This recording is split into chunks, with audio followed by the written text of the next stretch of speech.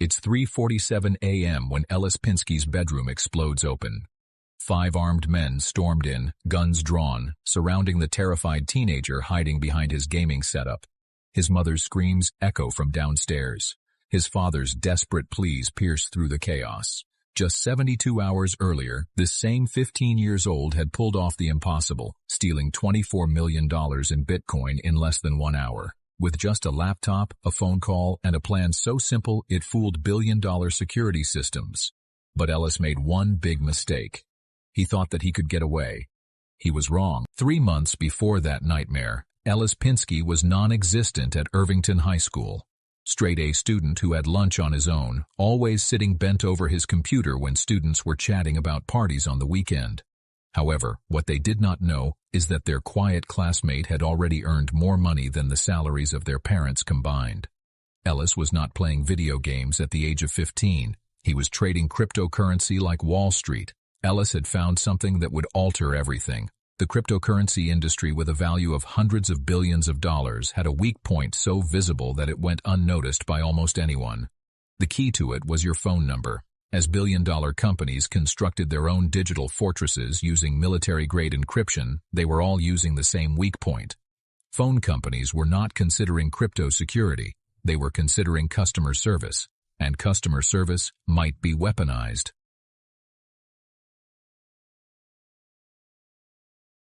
January 15, 2018. This was something Ellis had been waiting to do. Week after week he had been scrolling through social media, searching to find the right target. Then he found him. An investor in cryptocurrencies who was fond of showing off. Expensive cars, luxury watches, exotic vacations. More to the point, there are screenshots of his Bitcoin wallet. The man had 1,500 Bitcoin, and the price of Bitcoin was more than $24 million, and Ellis was well aware of how to take it. The plan was not complicated. It did not need to hack into secure systems or bust firewalls. It just required a phone call and a good story. Ellis grabbed his inexpensive burner phone and called the customer service at Verizon. He did this by telling the representative that he had lost his phone during travel. He was impatient, almost desperate, as though a man who had been led to the desert without his money. All the information he provided was directly off the social media of the target. Actual name, date of birth, even the city in which he lived. The representative could not have doubted him. In a few minutes, Ellis received the phone number of the target. When the switch was turned, Ellis was in charge of more than a number. He had the key to all the accounts associated with it: bank logins, emails, cryptocurrency exchange. All the authentication codes that were expected to secure the target showed up directly on the phone of Ellis. But it was not that easy. He had to find people on Twitter who would help him in exchange for money. But a few of these men he trusted scammed him. Ellis could not do much about it. After this, he finally created an account with Coinbase and entered the email of the victim. He clicked the forgot password. Several seconds afterwards, a reset code appeared on his screen. Ellis's heart raced. He typed it in. Just like that, he was inside. $1,000,000 wallets were in front of him. He wasted no time. He started to carry out Bitcoin. First into lesser accounts, then by exchange, and lastly, into mixing services which were used to conceal the trail. One transaction after another obscured the trail until it would be nearly impossible to track the money back. $24 million disappeared out of the rightful holder in less than 60 minutes and were back in the wallets under the authority of Ellis. He was leaning back in his chair when it was done. His hands were trembling, his chest aching, and yet he had no power to restrain smiling. He was one of the wealthiest teens in America at the age of only 15, all with a single phone call. But Ellis was not alone. Others were watching too. The criminals were now starting to understand that a phone number might be worth more than a bank safe in a digital money world.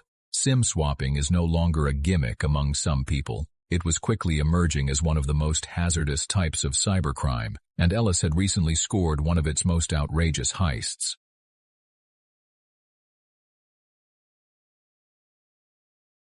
Within hours of the stealing, the word started circulating in personal forums and on coded chat rooms. A $24 million cryptocurrency heist was news that could not be overlooked. Traders, hackers, scammers, and others alike guessed the identity of whoever could have pulled off such a daring attack. The technique was not new to many, and SIM swapping had been increasing to one of the most lucrative cybercrimes, but it was the scale that shocked people. Never had so much been stolen in so little time. It was not a reaction of admiration. Money in the stolen cryptocurrency world does not fade away easily. Bitcoin may be constructed so that it can move anonymously, yet even with mixing services, it has patterns. It took only a few days before people started asserting that they had found the origin of the attack. There were hints in screenshots and personal communications of links between the stolen money and a teenager in New York. The whispers grew louder. This was not a seasoned criminal, but a high school student. The federal investigators were already on the move in the meantime. The FBI opened up an in-house case, which was named Operation Chain Reaction. Agents started tracing the stolen cryptocurrency in the blockchain, developing elaborate flowcharts of its movement. Records with the phone company, account resets, IP addresses, and so on all assisted in narrowing the field. And, after a time, one name kept on appearing: Ellis Pinsky. On paper, he was an unlikely suspect. He was an honor roll student, involved in school activities, one who was characterized by his classmates as being quiet and smart. He was not the type of cybercriminals that the investigators were used to, but the facts told another story. He had access to stolen accounts and the timing was too good to be overlooked. The urgency was clear. The more time Ellis was out of prison, the more dangerous it was. The stolen money could not only disappear altogether, but other people who had a score to settle might get him before. To the FBI, it was now a race to establish contact before the situation got out of control.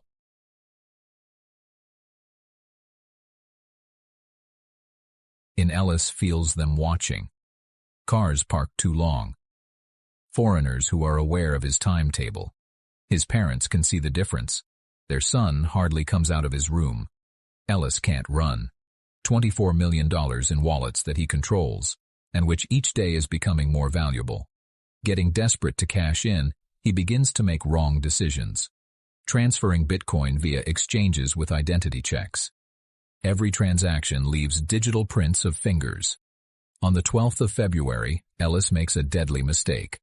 When cashing out 50 Bitcoin in a local exchange, he uses an email address associated with his real name. The transaction is flagged by the exchange. The alert reaches Agent Chen at 2:17 a.m. At 6 a.m., federal officers surround the Pinsky house, but they're not alone. At 3:47 a.m., the front door is kicked by 5 men with guns. Ellis is awakened to shouts and turmoil. The online world collapses into harsh reality where men raid his room, seizing laptops and phones. It is too late when criminals find themselves surrounded by FBI agents. Guns were shooting, families were fleeing, news helicopters flew overhead. Ellis is handcuffed and paramedics are healing his wounded father. The Bitcoin is stored in wallets that only he has access to. It becomes a sensation of the trial. Ellis is suspended in juvenile court, inconceivably young in a suit that is too big. His traumatized parents see their son getting charged with sentences. The $24 million in Bitcoin? Most was never recovered. Only $2 million changed into cash prior to arrest. The rest, $22 million, is in the digital limbo, a fortune that there is but can never be touched. Ellis is sentenced to 2 years of juvenile detention, 5 years of probation. His online life is practically terminated. The case changes everything. Telecommunication firms enhance security. Transactions use new processes. The FBI develops special crime digital units, but they all fail to deal with the core issue Ellis revealed in a digital environment. The weakest link is not technology. It's human nature. Ellis Pinsky now works for a cybersecurity company where he assists companies in guarding against the same attacks he used to master. The irony is not lost on anybody. The teenager who has stolen $24 million is now being paid to ensure that others do not do the same. His story, however, brings up questions that continue to plague the digital era. How can a teenager, who is only 15, outwit billion-dollar security systems using only a phone call? What do we do to secure the money that exists as digits on the screen? And in a world where a teenage bedroom is being turned into a ground zero of international crime, who exactly is safe? The $22 million that Ellis could not get, it remains out there, stored in digital wallets, and increasing in value with each Bitcoin bull run. A fortune lies somewhere in the blockchain and the keys might not be utilized. The ideal crime does not always involve escaping with the money. It is sometimes about knowing that certain prices are too high to pay.